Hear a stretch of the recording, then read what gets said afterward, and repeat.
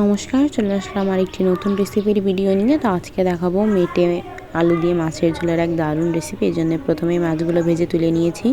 এরপর ওই কড়াইতেই ভেজে নিচ্ছি শুকনো লঙ্কা আর জিরা দিয়ে সুন্দর করে একটু ভেজে এটা তুলে নিব। এটা মশলা হিসেবে ব্যবহার করব। কড়াইতে তেল দিয়েছি, লবণ হলুদ দিয়ে একসাথে মেখে রেখেছিলাম যে মেটে আলুটা, সেটা এবার সুন্দর করে একটু তেলে 3 থেকে 4 মিনিট মতো একটু ভেজে নিব। এটা অতটাও পরিমাণে ভাজা লাগে না মেটে আলুটা। এই পর্যায়ে দিয়ে দিব পরিমাণ মতো একটু জল।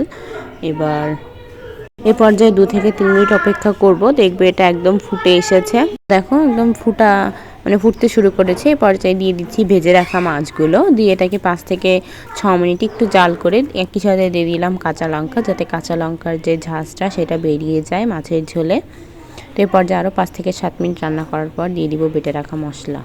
এই মশলাটা মূলত জিরে আর শুকনো লঙ্কা বাটা। তো এভাবে অবশ্যই একবার ট্রাই করবেন এবং রেসিপিটা কেমন